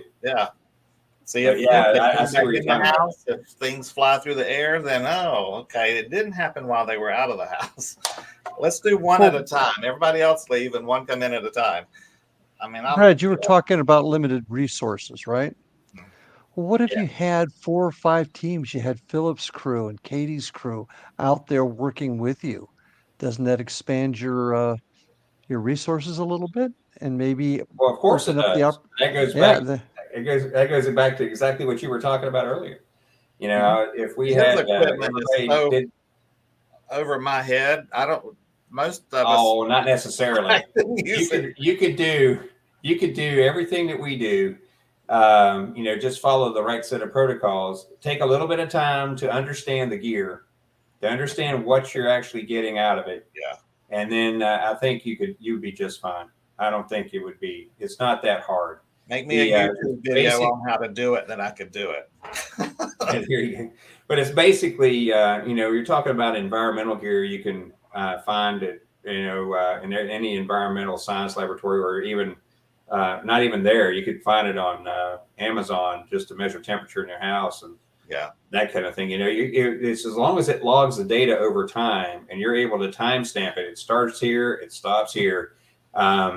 I think you could be just fine with it. The one thing we have to remember is the biggest no-no is do not carry the equipment around with you, because when you do that, not only are you're generating a static charge as you move it around in the air, regardless of the moisture, and it will interfere with every sensor on the device, especially the EDI. And that's what I was really. I mean, the EDI is RF shielded. I don't know if people realize that. We actually had an instance where we had a bunch of equipment around a door that we knew to open on its own, and we've had the doorknob rattle, and we've had voices and stuff like that come out of this room. Well, we put the equipment right there in front of the door and went downstairs. We heard people running above us, so we ran back upstairs, and when we did, all the equipment in front of that door was off, had been turned, and it was all off except for the EDI. And the EDI showed an electromagnetic pulse 1,000 times the background. And it had taken out every piece of equipment we had there except for the EDI that was RF shielded. That was the darndest thing, and that I was totally taken by surprise.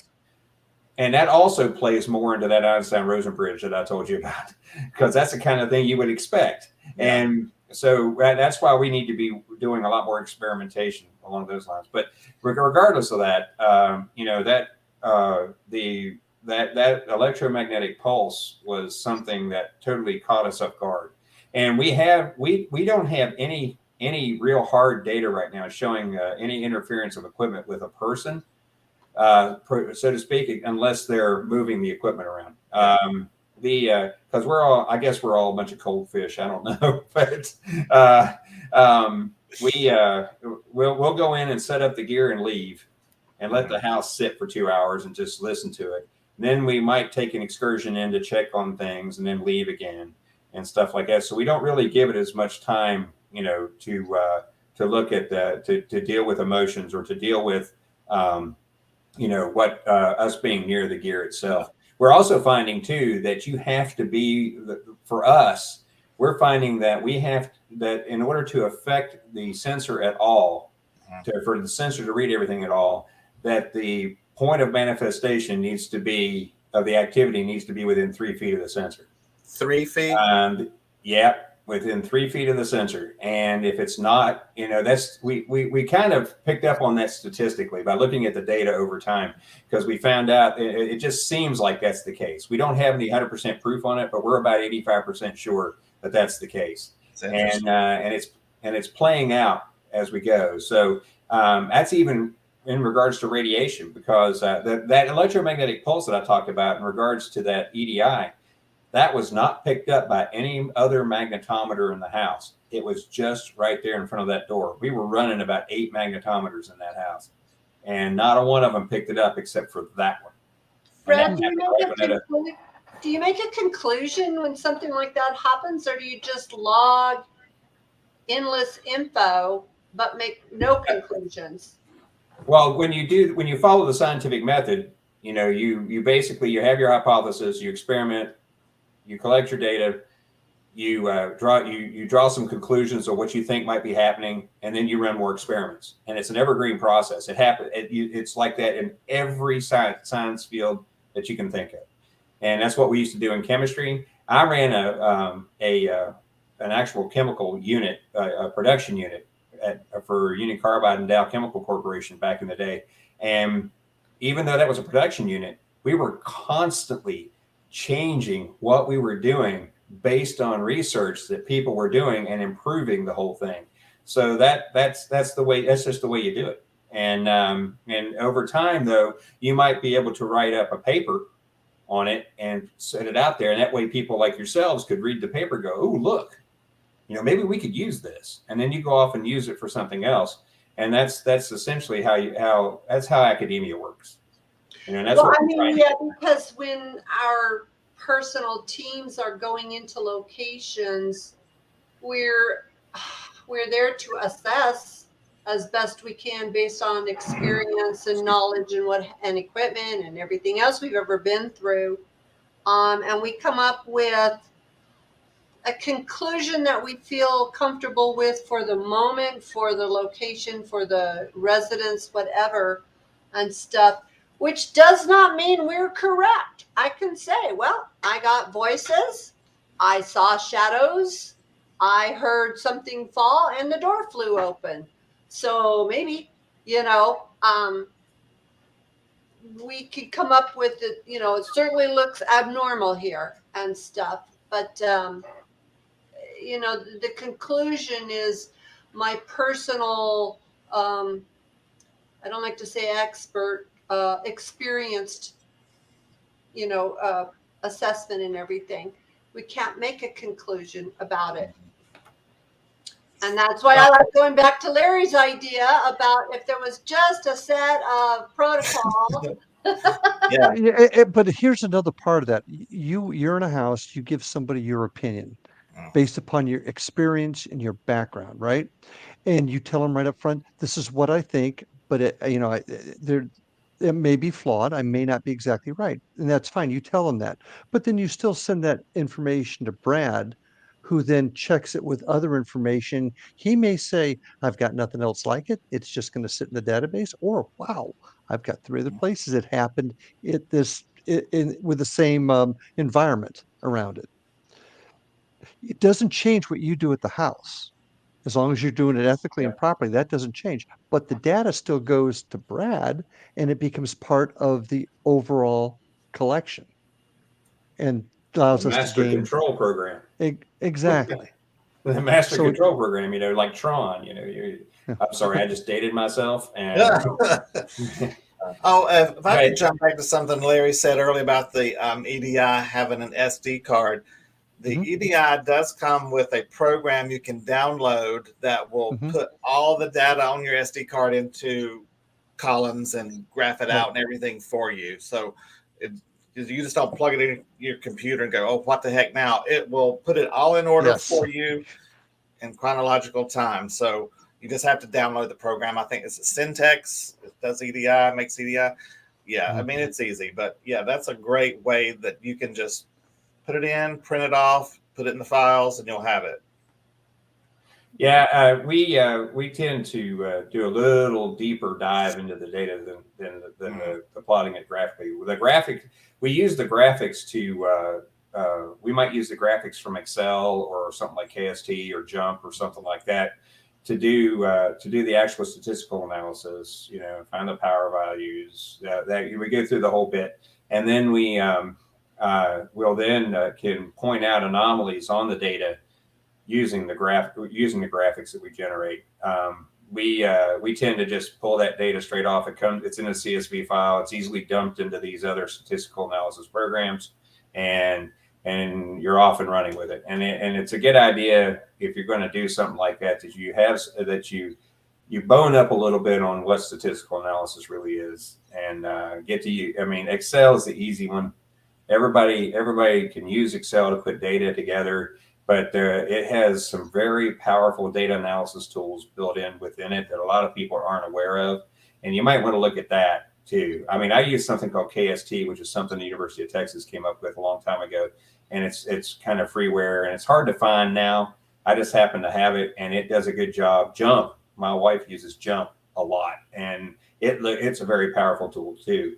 Now, you could go as deep as using a program called R, and let me tell you, you don't want to get into that rabbit hole, because R, you've got to tell R what to do every step of the way. It's basically almost like a programming language, so you got to be careful with that. But there's a lot of other applications that are easy to use that can to do statistical analysis for you, and you can actually look for anomalies. That's something that a lot of people out in the world of science, basic hard sciences like chemistry and physics and stuff, they're used to looking at trends, or even epidemiological data. They're used to looking at trends. And the funny thing is like, that's not what we're looking for. We're looking for anomalies. They throw the anomalies out. And so it's like, now, wait a minute, we're looking for that anomaly. So you could take take and reverse engineer whatever Jump's doing and go ahead and actually have it look for the anomaly. Look for something that's buried in the weeds. You may have every instrument, you'll notice there's a noise level on the graph going across the bottom at a baseline. It's noisy as all get out. And that down inside of that, you may have micro events going on that you can't see graphically, but these statistical applications will find those for you. And that's very important, because not everything is going to jump out and hit you in the face. It's going to be something that's a slight touch kind of thing, very, very slight. But those are usually the most important items, are the ones that are so small that they're not perceptible in the macro environment. You got to go to the micro environment. But that's why I think that in like 10 years, if you had 5 groups sending you, Brad, information after years and years of data, you'd be able to say, okay, noises increased when there was an increase in silver in the, in the dirt land. Noises increased when wind was certain amount of decibels, or less than, or greater than. Shadows were seen when the humidity reached 43% and higher. You're going to start to have your trend and everything. And to those of us in paranormal research groups, and my mind is not scientific. Let's talk math. I can do math and I can do history, but not chemistry. No. But if I know the soil or the moisture, or like Philip was talking, nearby rivers and environmental situations, the moon and all of that, and I'm taking note of all of that, I might be able to add that to my assessment, but I myself in layman level will not be able to make leaps in the field where I'm relying on you, Brad, to suddenly announce we've discovered people seem to see shadows when it's under 43% humidity, something like that. And so again, yeah, go ahead. Yeah, that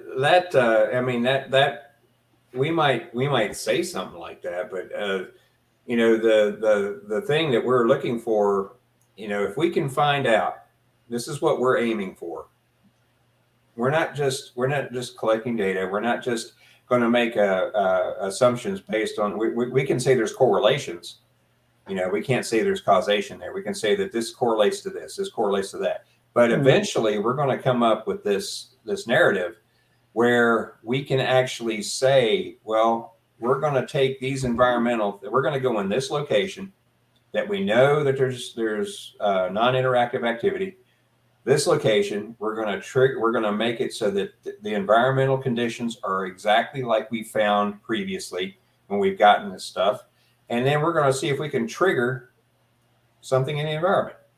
And if we can, we now have at least one cause. It might not be the only cause, but we have one cause. And then we can say, oh, look, now we can write the paper. We can throw it out there and say, we found one cause. There might be 500 other causes, but we found one. And we know That's a start. We found the one. And that's something, that's kind of the direction we want to go with this. We want to find causation. You know, what is causing this? We don't care why. We want to know what is causing this. And eventually, after we figure out what's causing it, then we can worry about the why. Is there something in the spiritual sense out there that's causing this? You know, right now we have no data to show on the residual side or the non-interactive side that there's anything spiritual going on at all. None of our data shows that, but that there may still be something out there. You know, we don't know. We just don't have any data right now to show that. Like on the interactive side, who knows? That might be spiritual in nature. That door, you know, you got to think, we don't see cold spots or radical changes of temperature during non-interactive activity. Mm-hmm. When we have interactive activity, we do. And you got to think, if there, you know, this is Brad's theory of the paranormal here. And I'm just saying, based on the data we've collected, this is my theory. If there's a door that opens and allows something to interact with our environment, if you open a door and it's the dead of winter and your house is warm and it's cold outside, what do you think happens? Mm-hmm. Temperature might change. All the environment, the changes in the environment go both ways. Yeah. And so that could easily be the case. I mean, that's my poor West Virginia mind going to town here, but that's one way to think of it. So if you have data showing that there's possible Einstein-Rosenbridge type activity going on, maybe that might account for cold spots, or we get temperature increases too. Oh yeah. Like spikes in temperature increases. And, we might get humidity bumps or humidity drops or something like that. So if the door opens and the environment's different on that side than it is on this side, who knows? That could be spiritual. It might not be spiritual. We don't know, but we want to get to the point where we can know. And so first we got to figure out how these changes are happening, what's causing the changes to happen. Then we can worry about the why and whether or not, it might be, intelligence or a spiritual side of things, or maybe it's even interdimensional. Who knows? So that's the route we're going. Stepping away from science, someone in the comments brought up a really good point, is that essentially we believe we're dealing with someone that probably used to be living and passed away, and they're roaming around. We don't know why. We're trying to figure out maybe who they are and maybe why they're here, and are they related to the residents of the home? Were they on the land before the home was built? We're trying to figure all of this out, and we forget the side, very not scientific, of we possibly are dealing with someone that used to be a living person. Mm-hmm. And to science, I would not be surprised if in 15 years we could create an environment that became spirit friendly. I take the temperature to here, I add this much moisture, I'm so many feet away from a river, from a train track. I mean, that's interesting. Are the trains creating electrical force or something going by? And you could create an environment that a spirit would say, well, I didn't used to come around here, but it's gosh darn spirit friendly here, Yeah. So there's a scientific angle. It's really important to see, and it's going to be fascinating to see where this heads as we begin to understand those connections. But you can go a little deeper with that if people want to research this into physical mediumship and physical mediums manifesting apports from the air. There are mediums who can evoke spirits under their certain circumstances. That's something everyone can research on their own, but that is a way that they can reproduce a spirit. through physical mediumship means. I mean, that's nothing scientific about that. So I'm just saying, from a spiritualist standpoint, I know that that has happened. But before we go, we've only got a few minutes. I want to talk about this very flawed technique called the Estes method that everybody gets all excited about. Blech. I mean, to me, it's Sorry. hysterical. So what's everyone's thoughts on that? Personally, I think it's ridiculous because you don't know what they're hearing. It's like you could have rehearsed that, and I'm going to spit out these words, and you're going to ask these questions. It's just ridiculous. Well, I just thought it's so funny on the TV shows. We're doing the Estes method. It's like, so what? I mean, I'm going to do a card trick. I mean, yeah, the Estes method has so many opportunities for failure that yes. it's first off, they're using a ghost box. Mhm. Do not get me started on the ghost box, because you do not know what's interfering with that thing. There is no way that you're going to be able to tell exactly that what's coming across that thing is anything other than radio interference somewhere. So, because I deal with radios day in and day out at work at my current job, and let me tell you, it is easy to have bleed over. That could be a police car, it could be a fire truck, it could be just FM radio, it could be, as it scans across those frequencies, you could have bleed over from anywhere. And there's no way that you're going to be able to say that that word coming across is from a spirit or an entity or something like that. That's the first problem with it. The second problem with it is that yes, you're putting those headphones on so you can't hear anything. You got blindfold on, that kind of stuff. You're essentially doing sensory deprivation right there. As soon as you do that, your brain starts looking for ways to make sense out of what it's hearing. Totally. Exactly, pareidolia. And that as soon as that happens, now you have the second opportunity for failure. And there's already data out there too that where what people call hits on the using the Estes method, there's not enough of them to be statistically significant. And they're just not statistically significant. And the same thing goes. I see the comment about with spirit boxes. What about intelligent answers? Even without the Estes method, you can't trust the spirit box because of the interferences that are possible there. There's just too many variables you could throw in there. And until a lot more work is done on how that ghost box works, or how it operates, there is no way that you can trust it to truly provide any kind of evidence. No, there is an ITC researcher, Annabella Cordoza, and she's in Portugal, I believe. She uses their national emergency radio band and does direct radio voice. Now, would there be any radio interference in a frequency that no one's allowed to use?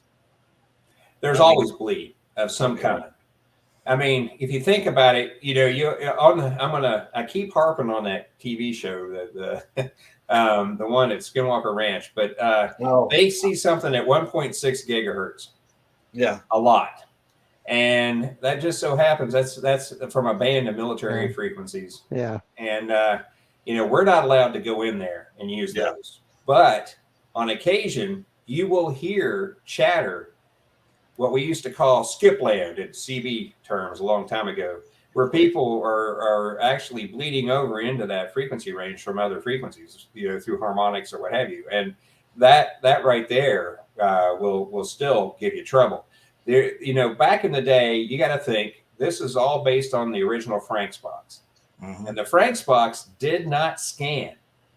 You went to each individual frequency on its own, and that's what needs to happen. That way, you know what frequency you're on, you know what the harmonic is, you know what the interferences are, and that kind of stuff. On the ghost box, you don't know.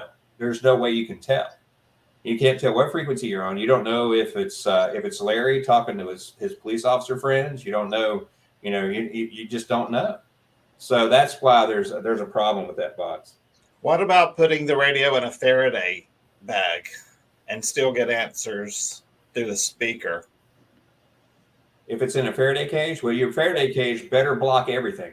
Yeah. Because if not, because a Faraday cage, if there's each frequency is going to, it has a different wavelength. So that wavelength, if the hole's big enough, it's going to come through. It just better be it better put it in a galvanized trash can, put a lid on it. That's what you'd have to do. And so far, nobody's been able to get anything out of that kind of environment, because there've been experiments run on it that I know of personally. Basically it was dead silent, just hiss, through there. So, but that was only a few experiments. Maybe over time they might have something go through there. But I like people to experiment. That's the whole point. Experiment. Mm-hmm. That's right. Experiment. Exactly. Philip, my quick answer is I agree. I'm not up on the Estes method, spirit box. I think it's agent driven. I just witnessed too many. 90% needs to be thrown out just because what Brad said is bleeding through. If I'm hearing my name, if I'm hearing long sentences that are direct answers, I'm more inclined to pay attention. But most of it, the people want so much for a match, and you start hearing, oh, my Aunt Betty had a red hat. They force the fit, and I'm just not impressed with it. Yeah, that's like when people on the shows carry the natural tri-field meter and get so excited when it starts beeping. It's like, God help us.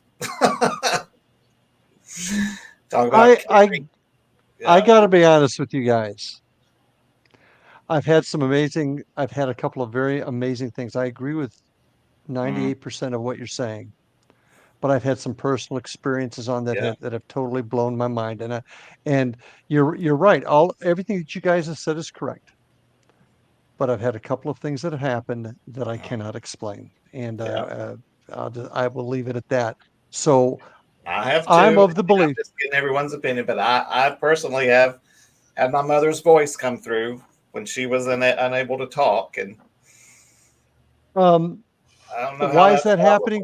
But... Why is that happening? That's why we have to continue to experiment and investigate. For us to say this doesn't work and that can't work.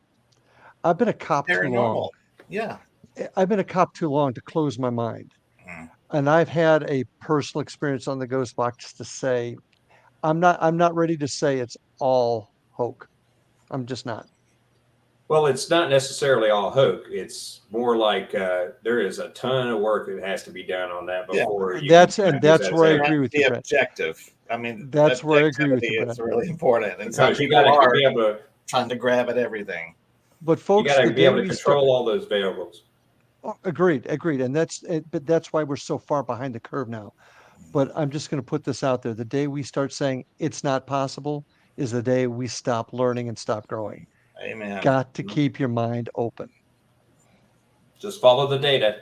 Follow the evidence. Follow the evidence. That's all you can do. Follow the data. Yep. I think Heather is. Are you lagging? I can't tell. She's been in lag land. Oh, we've lost her audio. Okay. She has no audio. Well, it's about closing time. Last call. Everyone to the bar. Okay. I don't think you thought this was water. Oh, yeah. Sure. See, I got the solo cup here. But Brad, we know where you're going to be, but let's tell everybody again, starting with Kady. I always want to call you KD for some reason. Where can everyone find you, your teams? Tell us all that good stuff. www.calpera.org. My Cindy and I run the show, and we've been around 17 years. We handle Southern California. We go other places, of course, but it's easiest by car, Southern California. And we do residences, so, And Mr. Brad, tell everybody about Dragon Con, because that's a lot of fun. You're going to have a ball. Well, we'll see. They're going to throw tomatoes at me. No, but But just being there, you've never seen anything like. I don't know. Maybe you've been to one of these, but it's I've a never whole- been to one. No. Oh my God, you're gonna have a ball. Trust me. Well, we're actually appearing in 3 different panels. One of them is just about CPRI. That's this Friday morning at 10 a.m. and then at 5:30 in the evening, Friday evening, we're on a panel. I can't remember. Oh, that one's about doing historical research for a haunted location. Mhm. And then we're on a panel on Monday morning at 10 o'clock in the morning about how about our favorite experiences with several other people. So we're going to talk about a lot of really cool stuff. And if you wanted to find out more about us, we're on Facebook at facebook.com/VACPRI. And we're also at centerpri.org on the interwebs. Now, Brad, is it Hilton where the panels are? Still the Hilton? No, We're for the X Factor panels for the our extract. track. The Extract. extract, yeah, the extract. Well, I never can remember what it is. Yeah. But the extract panels are actually at the oh gosh, it used to be the Sheraton, but now it's something else. I thought they changed it to the Hilton. Yeah. Anyway, if you're going to Dragon Con, look up the Extract. That will have the paranormal on it. And Mr. Lawson. Yes, you can get a hold of us at paranormalfbi.com, and we're also on Facebook with the Florida Bureau of Paranormal Investigation. Check us out. Excellent. Thank you all. This has been very, very interesting. I love it. And I'm all over Facebook. I'm easy to find. Y'all know where to find me. And Heather, you can find her on Exploration Paranormal, Ghost Ed, and a million other places. Her new book, Haunted Florida Lighthouses, are out. And she has 3 of my photos that I took from the St. Augustine Lighthouse in it. Thank you for putting those in there. So anyway, thanks again. Thanks everybody for watching, and we'll see everybody in 2 weeks. And I think she put up who's on in 2 weeks. But anyway, good night. Good night, all. Good night.